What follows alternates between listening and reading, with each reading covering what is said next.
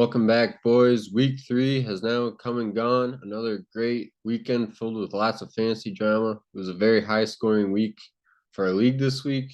And yeah, Nick was unable to do the episode. So we're here flying solo to give you a recap of all the action that went down. So yeah, without any further ado, let's get right into everything that happened. First game up this week, we had PC Principal coming in with a monster 193 point performance, taking down the Canned Pams 193 to 149. A franchise record for PC Principal and the 8th highest score all time in league history. And yeah, they really just rode the backs of the Dolphins players to get this one done. Tua with 35 points and Tyreek Hill in connection, 30 points of his own, really helps put this team over the edge. And then contributing behind that, Zach Moss had 30 carries, able to make 26 points out of that.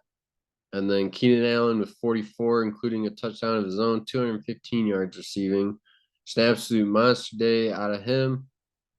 And then even the specialist getting in on the action with McPherson getting 21 points himself.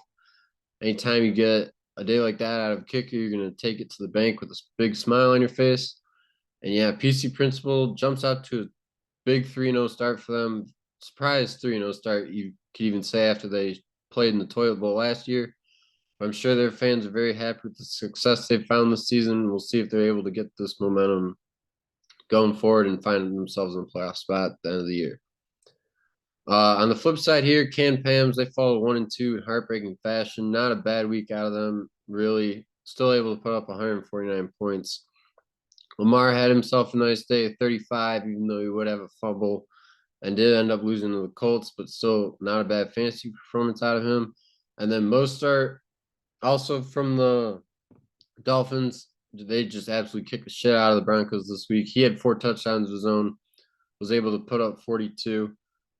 But the one dark side they have, well, I guess you could also count Zach Ertz, but Josh Reynolds, 0 targets on 77% snap share.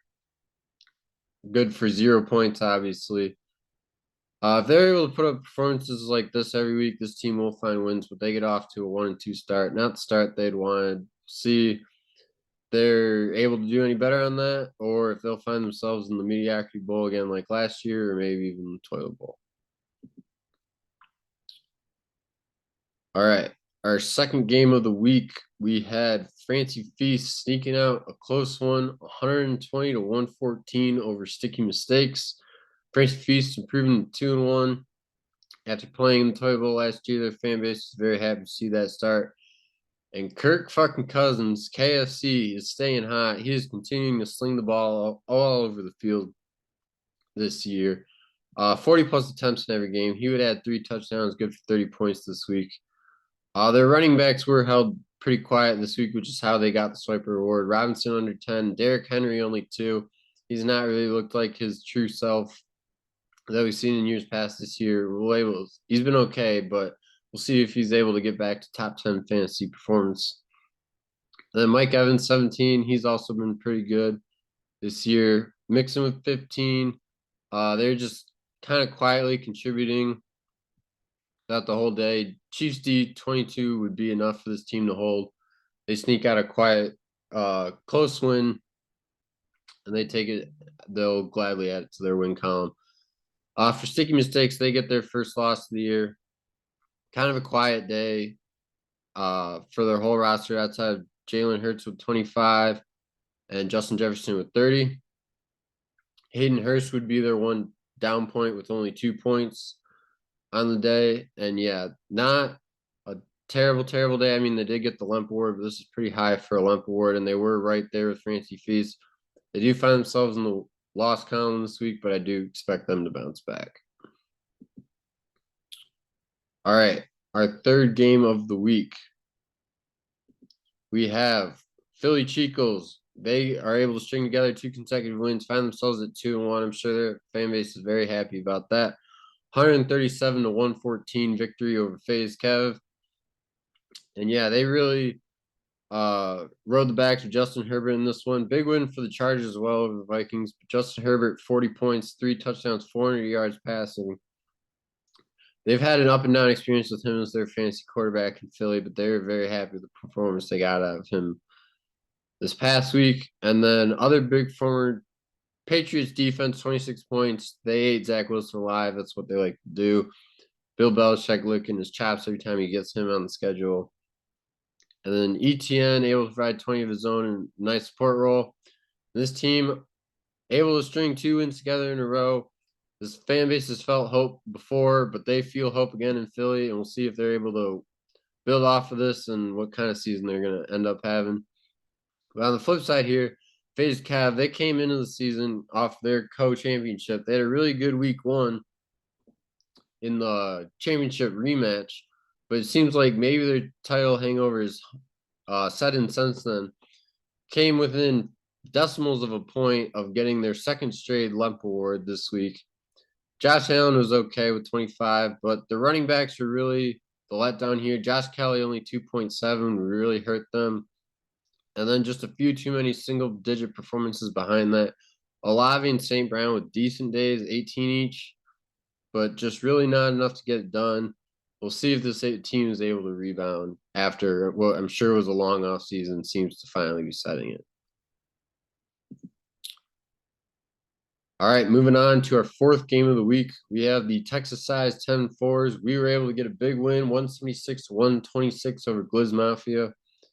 And yeah, we were just very happy with how our whole team performed this week. A little sketchy first half of the 1 o'clock hour, but after that, it was pretty much smooth sailing the whole rest of the way. Kenneth Walker, he really had his coming out party for us, at least on our team. 18 carries, 160 total yards, damn near. 32 points of his own. We were very happy with the performance we got out of him after signing him to a big contract this offseason. And then Devontae just doing what he does. They had a disappointing loss to the Steelers, but 40 fantasy points out of him, 2 touchdowns of his own. Mike Williams, last second decision to put him in the lineup. He was able to get 25. He did tear his ACL. He will be out for the year, so he will be missed. We do wish a healthy and safe recovery for him. We were very happy with the fantasy performance we got out of him. And yeah, we were pretty much happy with everyone on our team except for the Broncos. They played the single worst game of football possibly of all time. They gave up 70 points to the Dolphins, negative 3.6. It could have been worse, but they actually did get a touchdown somehow. They were cut immediately after this game. They are no longer on our roster. We did have to point out just how bad they were. But everyone else on our team, we were very happy with. Even Dak, who's held to 18 points, we were quite okay with because he did prevent getting the ball to CeeDee Lamb on Tyler's team, held to only 10 points, and he put their defense in a whirlwind the whole day. And they were only able to score 6 points, so a little bit of addition by subtraction out of him. And yeah, the rest of Glizz Mafia had an okay, not great week, just a little too quiet. In support of that, Amari Cooper had 24 and A.J. Brown had 22. So those are like the 2 bright spots out of them. But they now sit 1-2 with 2 straight losses. We'll see if they're able to correct that. This is a team that's always talking about the playoffs, but this is not what needs to be done if you want to get there. We'll see if they're able to start stringing wins together. And then our 5th matchup of the week, we had WalllessPluto 84 taking down Cleveland Steamers 164-141. And just a solid day out of WalllessPluto, but most notably, they had the Bills defense with 44, including 4 picks and only 3 points let up, as they absolutely routed the Commanders. A lot of ass kickings this week in the NFL. But yeah, in support of that, they had no one under 5 points, only a couple single digits. Chase had a great performance, 141 yards, 25 fantasy points. Honestly, you would expect more than that with 141 yards. But still a great day out of him. He plays like that every week. This team's going to have a lot of success. And then Connor also adding with 20 as the Cardinals able to get that surprise win over the Cowboys. I'm sure the owner is very happy after getting him going this week. And yeah, just big first win for WalllessPluto. They'll take it any way they can get it. On the flip side here, Cleveland Steamers, we talked about FaZe Cav having a title hangover. But we have to be wondering the same thing about Cleveland Steamers, as they also shared half the title last year and now come out to an 0-3 start to the season. They really didn't even have that bad of a week this week. Mahomes with 31 points of his own. Diggs and Debo Samuel both over 20 points each. They did have a couple single digits to talk about, but nothing too bad. 141 points will still get you wins in a lot of weeks. But they're kind of running out of opportunities now, down 0-3 on the season. They'll have to get it going quick if they want to make the playoffs again, as they are used to doing in Cleveland. And with that, we'll take a look ahead to the week 4 schedule so you guys know what to look forward to next week. First matchup, Texas size 10-4s. We're looking to build off that win last week, taking on FaZe Kev. 2 straight losses for them. They're looking to end that skid and get rid of this title hangover that's looming over them. Second matchup, PC Principal off to a surprise 3-0 start. They're looking to stay hot against the Cleveland Steamers team. It's off to a surprise 0-3 start. We'll see if this is the way it's going to be for these two teams this year, if maybe things are going to even out and Cleveland Steamers will find their first win. Third matchup, we got Philly Cheekles taking down the Canned Pams.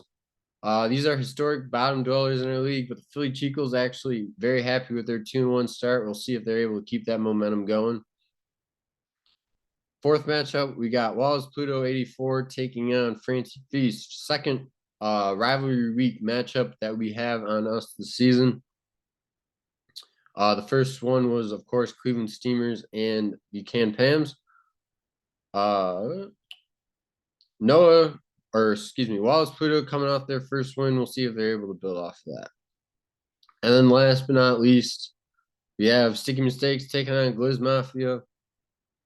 Glizz Mafia really up against it. They really need to find the win column. Big interdivisional matchup. Could have some playoff consequences early. And yeah, that'll pretty much do it for me this week.